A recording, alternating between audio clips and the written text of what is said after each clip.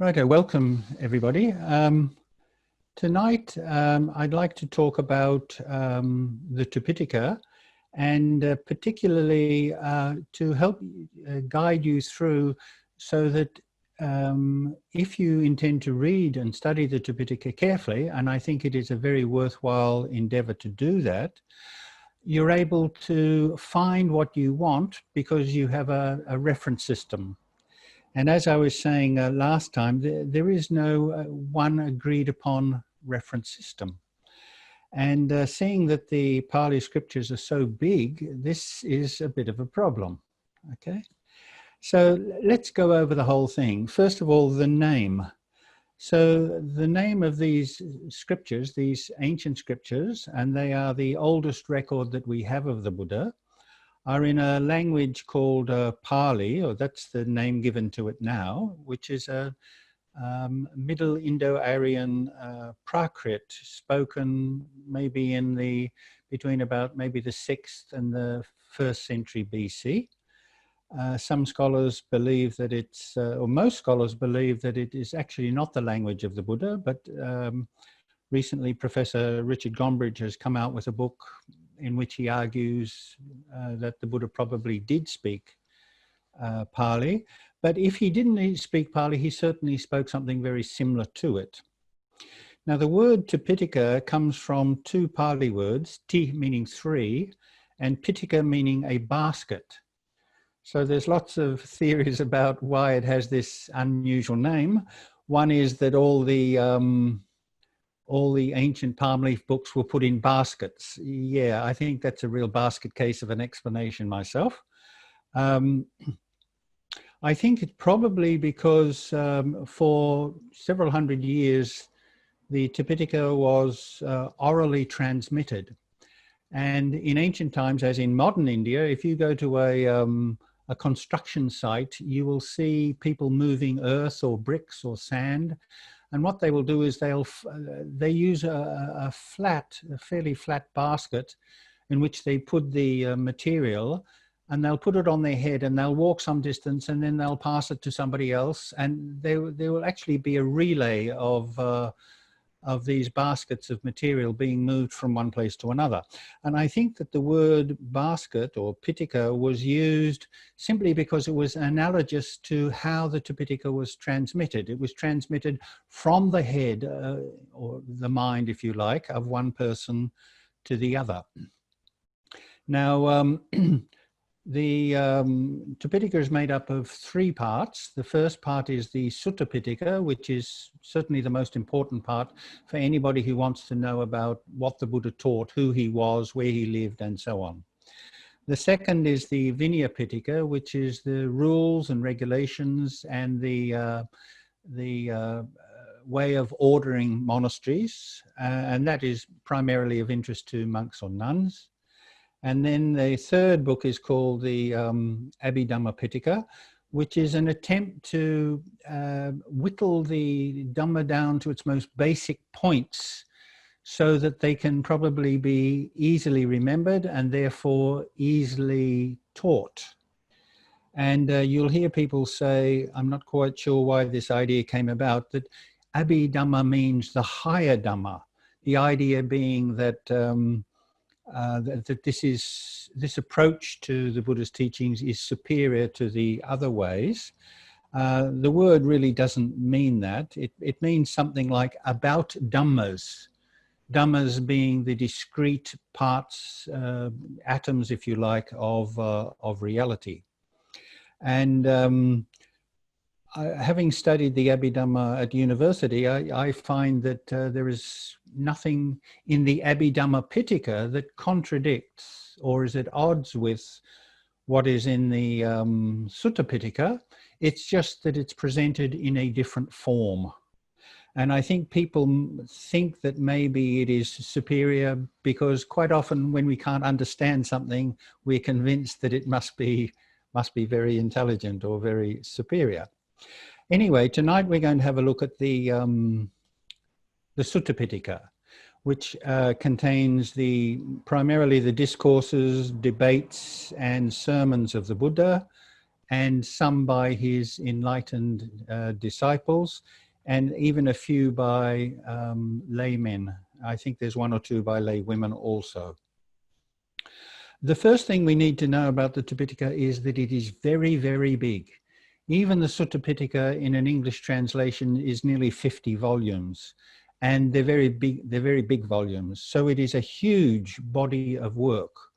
One of the reasons it's so big is that it is full of repetitions. I think that if you condense the repetitions, you could probably cut it by about at least a third. Each sutta will have the same words, the same stereotyped phrases will be repeated again and again. And in some cases you have whole suttas. For example, the Satipatthana Sutta is both in the Digha Nikaya and in the Majjhima Nikaya, exactly the same. The Sella Sutta is in the Majjhima Nikaya, it's also in the Sutta Nipata, exactly the same word for word. So it's big, but it's not as big as people think. Why we have these repetitions, we'll talk about in a minute. Let's have a look at them. The first book is the Digha Nikaya, the long discourses. There are 34 altogether. And while they're all long, some of them are not as long as what's in the Majjhima Nikaya, the middle length discourses. The longest discourse in the Digha Nikaya and in the whole Tripitaka is the Mahaparinibbana Sutta. So that's the Digha Nikaya. The next one is the Majjhima Nikaya. There you have 152 suttas. And they are collected supposedly because they're roughly of middle length. Then you've got the Samyutta Nikaya, which is several thousand discourses of different lengths, some long, some short. Here they are not organized according to size, but according to subject matter. And then in the Anguttara Nikaya, which is my favorite book because it's very large and it's got a very rich variety of sermons and discourses. And this is arranged according to number. So in the first book, everything is in terms of one. O monks, there is one, blah, blah, blah. O monks, there is one, blah, blah, blah. It's all ones. Book of twos, monks, there is two types of, what two, and so on. Everything will be in twos. And it'll go up to 3, 4, 5, 6, 7, 8, 9, 10, 11. So there, that's the Anguttara Nikaya. Anguttara means up by one, or one limb up, something like that. And the last of the Nikayas is the Khuddaka Nikaya. Khuddaka means small or miscellaneous. And the Khuddaka Nikaya has 12 books in it. They are the Khuddaka Pata, which is a very small book. Then you've got the Dhammapada, which is, everybody knows, it's got 423 verses in it, gathas in it. Many of the gathas in the Dhammapada are to be found in other parts of the Tripitaka. There are other Dhammapadas in other early Indian languages which contain many of the Pali Dhammapada verses, some of them the same, some of them just slightly different, some of them unique. It's a very interesting and very archaic, very ancient collection of verses. Then there's the Uddana. Uddana means something like uplift or exaltation, being uplifted. And supposedly these are small discourses at the end of which there are several verses. And the idea is that these verses were spontaneously uttered out of a mind of joy from the Buddha. And then you've got the Itivuttaka, which is, once again, that's a small but very, very interesting book. Then you have the Sutta Nipata, which consists of 1,149 verses. Many of them are very archaic. There is even one discourse there which is supposed to be by a previous Buddha. And some of these verses, including some of them in the Dhammapada, are to be found in the Jain canon also, which suggests that some of these verses are not uniquely Buddhist. They may have been a part of the general wandering ascetic literature which were current during the time of the Buddha. So some of the most well-known and beloved discourses are here: the Metta Sutta, the Mangala Sutta, the Uruga Sutta, the discourse on the snake, the Khaggavisana Sutta, the discourse on the rhinoceros, and some of these are really beautiful. They are works of literature. They could be read and appreciated just for their beauty, quite apart from the Dhamma within them. Then there is the Theragatha, which is a collection of 1,000 and something verses spoken by some of the Buddha's monks, monastic disciples. And then there is the Therigatha, which has got a smaller number of verses by Theris, that is elder nuns. And I believe it is the earliest collection of poetry by women from ancient India. Now these ones, the Dhammapada, the Udana, the Itivuttaka, the Samyutta, the Sutta Nipata, the Thera and Therigatha are really well worth getting to know and becoming familiar with. The other books in the Khuddaka Nikaya are of less interest. They're mainly of interest for the, they reflect some developments in early Buddhism. And some of them, like the Apadana and the Buddhavamsa, were included in the Tripitaka very late. So these books are the Nidesa, the Patisambhada Magga, the Apadana, and the Buddhavamsa.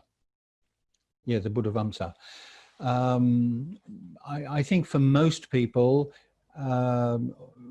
in the four Nikayas, in the the Digha, the Majjhima, Samyutta, and Gutta Nikaya, that will keep you very busy for many years. Now, when you look at these names, long, middle length, related, numbered, what immediately comes to mind is, unlike, say, the four Gospels. The four Gospels are biographies, or supposed to be biographies of Jesus, most of them starting either the beginning of his career, teaching career, and going to his execution, or starting from his birth, going through to the end of his life. So they are chronologically arranged. There is no chronological arrangement in the case of the Pali Tripitaka. And the reason for that is that it was written, or it was edited so that it could be remembered, because at the time of the Buddha, there was no writing. Well, that's what most scholars say. And even if there was writing, the belief was that oral transmission was more accurate, was safer than writing.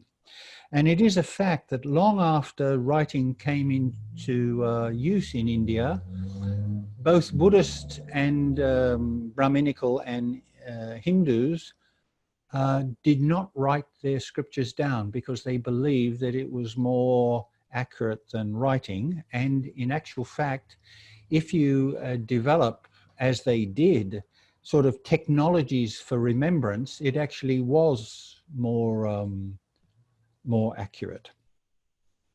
As a result of that, it has been edited in such ways that there are, well, the best way to remember something is to repeat it. And if you repeat it a lot, then you'll remember it well. And that's why there are so many repetitions in the Tripitaka. But there are other memory devices as well. So there are stereotype passages, there are rhyming verses, and so on. But most of all, it's the repetitions that make the Tripitaka not necessarily easy reading. Once again, to return to the Bible is actually quite an interesting piece of the New Testament, particularly the four Gospels, are a very interesting genre of literature. They have got words and phrases and stories that can really inspire. I would say that for the most part, Pali literature is not to inspire. It's not to get you emotionally involved. It's mainly to address your intellect. And although there are some parts of the Tripitaka that really stand out as very attractive literature, particularly in the Sutta Nipata, for the most part, you read it to get some ideas and to be challenged to think in certain ways and about certain issues. It's not meant to involve you emotionally. Another interesting thing about the repetitions is this. Once again, if you go back to the New Testament, what you find is that sometimes there are very important doctrines in Christianity which there's only one passage or even one sentence that whole doctrine depends upon. The New Testament is quite a small book compared to the Pali Tripitaka. So if you take, say, the Trinity, which is one of the most unique features of Christian theism. So in the Trinity, you've got the idea that God has three natures, three natures, the Father, the Son, and the Holy Ghost, or the Holy Spirit. And there's only one verse that specifically, directly mentions this in 1 John. How does it go? There are these three in heaven, the Father, the Word, and the Holy Ghost. Now, if that verse was missing, probably the doctrine of the Trinity wouldn't be a part of Christianity. In the case of the Tripitaka, you could actually take quite a lot out of it. And you'd still get the same, because the same ideas are repeated again and again, very frequently in exactly the same words, just as frequently the same idea, but slightly different words. So even if parts were missing, you'd have to have great holes in it for there to be some parts of the Dhamma to be absent. And that might be one of the advantages of the Tripitaka. Its size and its repetitions. Now what I'd like to do is have a look at, if you intend to read and study the Tripitaka, and I think that this is a worthwhile endeavor, you need to be able to have a book where, for your own reference, you can keep things that you would like to remember and maybe refer to later. Now, in my own case, even before I was a monk, I had a mentor who encouraged me to become familiar with the Tripitaka when I was first introduced to Buddhism. And I had a large book, which I had until very recently, in which every time I saw something that struck me as unusual or particularly interesting or something like that, I would write it in my book. And then later on, when I got a computer, I put it in the computer in terms in order of interest for me. And that's one of the reasons why I've become very familiar with the Tripitaka. And for the most part, I can put my finger on something when I need it. Now, if you don't do that, you will find it very, very difficult to find again some passage or some idea or some sermon that you had read some time ago. Trying to find it again later is very difficult. So I'd like to show you how you can do that. Now, there are different ways of doing this. So, for example, I notice, and I've discussed this very briefly with Venerable Sujato, in the case of, say, the Majjhima Nikaya, you can give the sutta number, because there's only 152 suttas in there. The problem is that some of these suttas are really quite long. You'd have to read all the way through it, or a good deal of it, to find out where in that sutta that passage was. In the case of the Samyutta Nikaya and the Anguttara Nikaya, each of these works is divided into sections, and you can give the name of the book, that is, say, the Anguttara Nikaya, the name of the section, and the name of the sutta. And for the most part, those suttas are not too long, so you could find it that way. But there is another way which I always use, and all my writings are based on this. Now here I have the Majjhima Nikaya translated by I.B. Horner.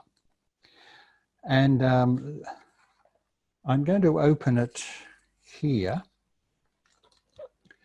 And I'm going to show you this page. Now if you look here, this is the page number of Miss I.B. Horner's, the third volume of I.B. Horner's translation of the Majjhima Nikaya. Okay? Now here you have the page number, and here you have some other number, and here you have another number. And in the text, where is it?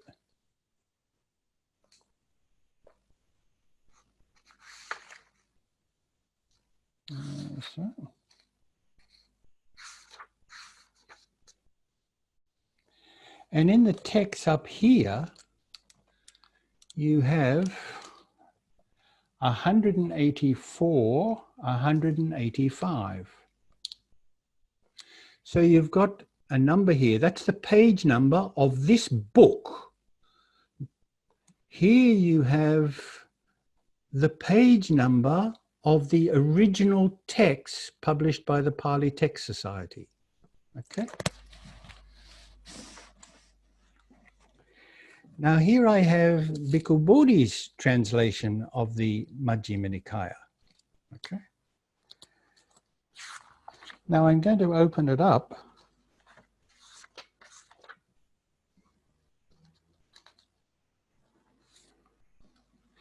And here I find exactly the same, a completely different page number, because this is a different translation and a different book. But here I have the same number, 184. And 185 will be on the next page, 185. Now, what does that mean? Let's go back to this.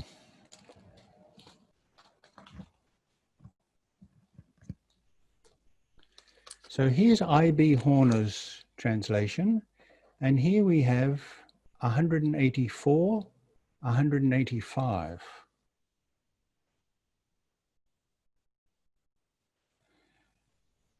And if I look down in the text, I can see in large print 185. And if I change to the other page, I find 184. So from here, all the way down, from 184, down to the next page, 185. What does that mean? That means that if I get the Pali Text Society's edition of the Tripitaka and I go to a page 184 or 185, there I have it. So everything in I.B. Horner's translation, where it says page 184, that is referring to this page. Where it says 185, it's referring to this page. So all I have to do is find the volume number of the Majjhima Nikaya and the page number, not the page number of the translation, but of the original text, and I've got it. It's as simple as that. So now I notice once again, most of the translations I know use this system. So let's have a look. Here we've got, this is, first of all, this is volume 1.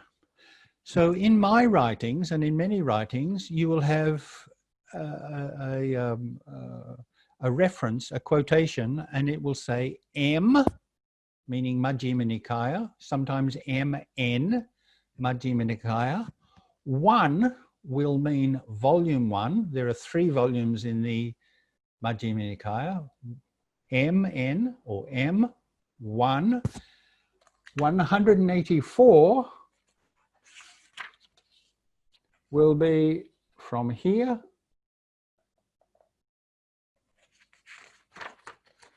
to here. Somewhere in there will be the quotation you're looking for. Now, if you go to Bhikkhu Bodhi's translation, it will be exactly the same. All you'll have to do is go to the top of the page, and then somewhere in that page, you'll have the number. Where is it? 184. Next page, 185. So this way, you can find exactly what you want with great ease. Now, of course, there are some books in the Tripitaka, in the Sutta Pitaka, which are not suttas, but gathas, verses. They are the Dhammapada and the Sutta Nipata. Now, in that case, all you need is DP, Dhammapada, 120. So verse 120 will be, or certainly should be, the same verse in any translation that you get. If you are looking at the Sutta Nipata, SN will probably mean Sutta Nipata. Verse 54 will be the same in any translation of the Sutta Nipata, and so on. And that's the way that you can find what you're looking for. Now, there's some other things you need to know about the Tripitaka, studying it and reading it. There are some suttas that are easy to read and are not too long. There are others which are very long, and they seem to take up so much time because you have to skip through the numerous and long repetitions. So what happens is you have to familiarize yourself with reading this particular type of literature. Now, in Bhikkhu Bodhi's translations, and to a lesser degree in I.B. Horner's translations of the Majjhima Nikaya, for example, they tend to sometimes leave out some of the repetitions. So halfway through, you'll see dot, dot, dot, dot, dot. That means that they've condensed it to some degree. But even then, it takes a while to get used to that type of reading, of that way of reading the text. So you'll have something like, oh, monks, there are 3 types of greed. What 3? Blah, blah, blah, blah, blah, blah, blah, blah, blah. And then the second one, well, there are 3 types of, there is 3, greed, hatred, and delusion. What is greed? And and what is hatred? And what is delusion? And it'll just go on and on. And it really does take an effort to read it. One of the disadvantages of this is that for centuries, people have not read it simply because it is too long, and perhaps they don't have the time. There have been efforts, including by myself, to take the extracts from some of the books in the Tripitaka to make it easier and more accessible to people. But nothing beats learning the whole thing by heart. Now, suttas in the Majjhima Nikaya, the Anguttara and the Samyutta, are generally sort of in 3 parts. At the very beginning, you'll get where the Buddha was when he gave this particular talk, and the circumstances that prompted him to give the talk and to whom he gave it. And then you will have actually the whole of the sutta. That may be the Buddha talking all the way through, in which case it's a sermon, or it may be the Buddha talking and then asking a question from his interlocutor, or maybe the interlocutor asking a question from him. And at the end of the sutta, usually, although not always, the person he was speaking to will say, well, that was wonderful. And just as somebody has lit a lamp and brought it into a dark room or so on, he will express his appreciation for it. And in some cases, the interlocutor might say something like, from this day forward, I want to be your disciple. In the Udana and the Itiwutaka, the suttas are generally bite-sized. They're not too long, and some of them are very, very interesting. And usually they will have 1, 2, or 3 or 4 verses at the end of them, and these verses usually sum up the main points made in the sutta itself. Now, last week, oh goodness, I realize I've missed out something here.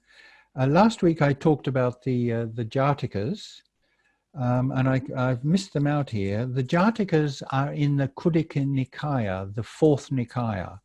They are in the same collection as the Dhammapada, the Udana, the Sutta Nipata, the Therigatha, and so on. These are roughly 450 stories, some very short, some very long. And as I mentioned last time, each Jataka is made up of 4 parts.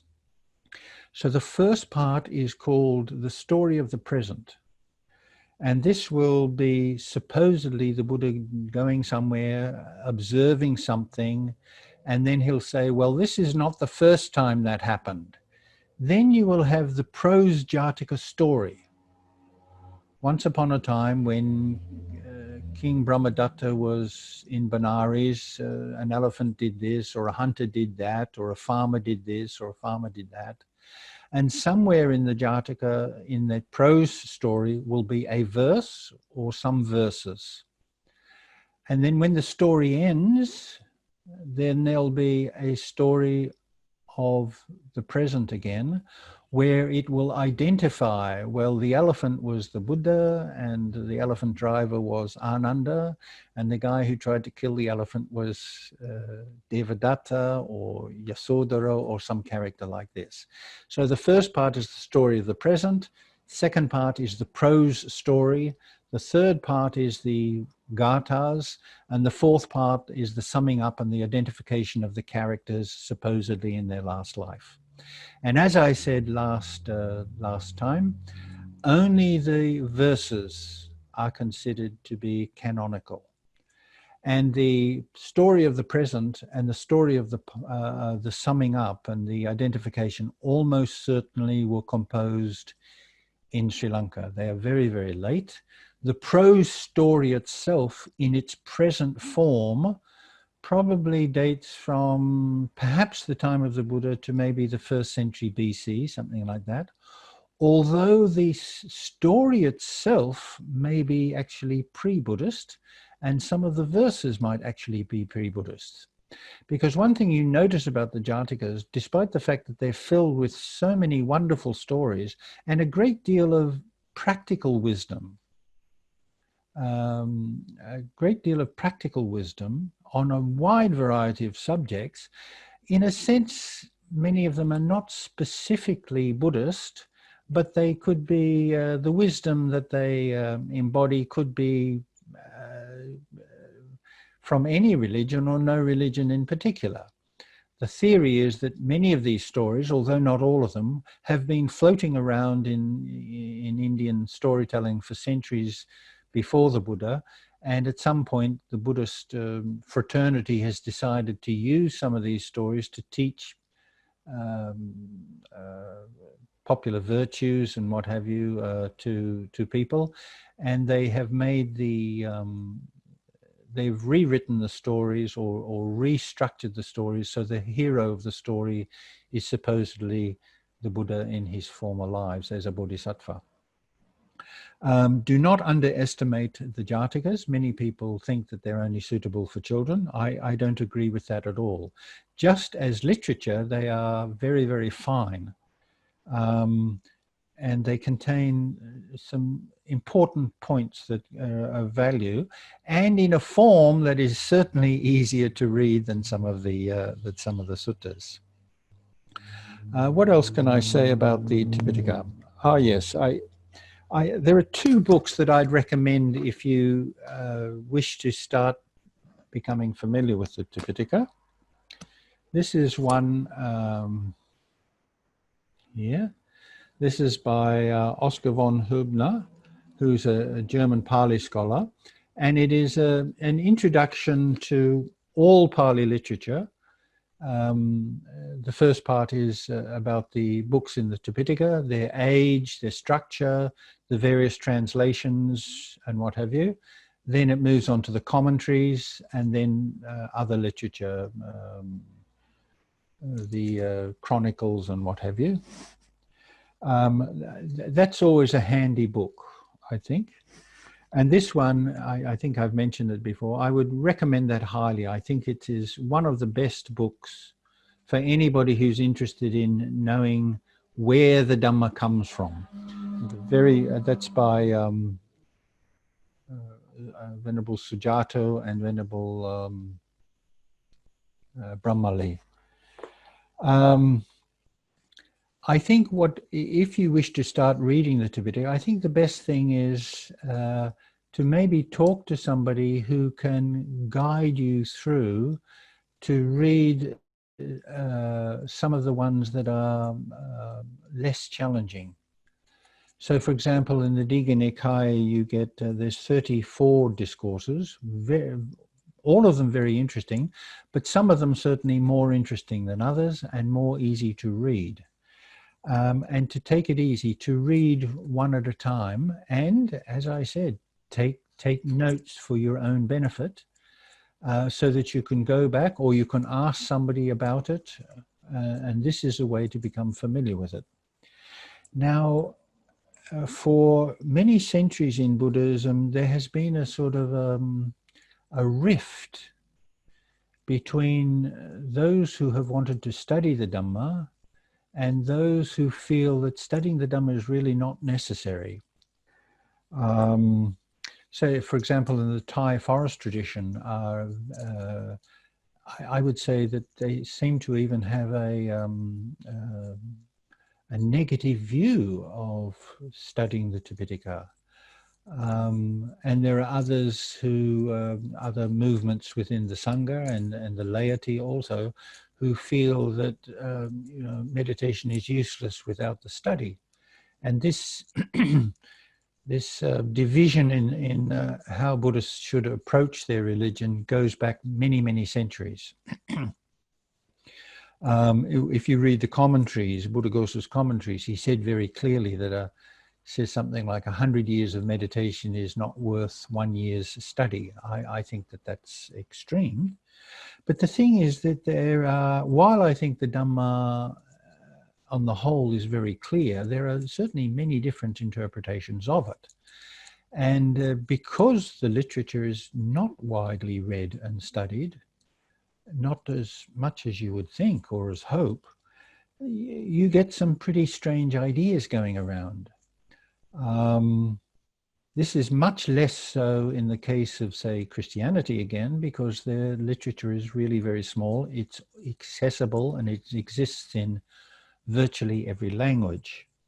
Now we have the good fortune of having the bulk of the Tripitaka in English, and in excellent translations. I mean, I.B. Horner's translations of the Vinaya and the Majjhima Nikaya are pioneering works, but I think Bhikkhu Bodhi's new translations are as good as you're going to get. They are excellent. They have terrific notes to guide you through it. They are in an easy to read language. They are accurate. And we can see that he started with the Majjhima Nikaya, which he based on a re-editing of Ñāṇamoli's translation. Then he did the Anguttara Nikaya, which I think is an outstanding work, and the Samyutta Nikaya, which is also outstanding. And you may know he's just recently finished the Sutta Pitaka. I'll get it for you.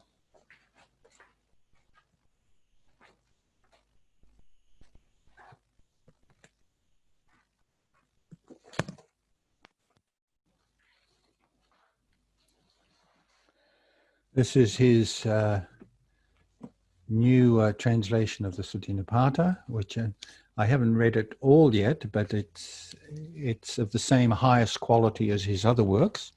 And of course, the Digha Nikaya was done some time ago by Rhys Davids, which is still a very good read, even though it was a pioneering work. And his essays at the beginning of each discourse in the Digha Nikaya are a mine of fascinating information. This is Walsh's translation of the Digha Nikaya, which is perfectly good too. So we're so fortunate to have this literature available to us.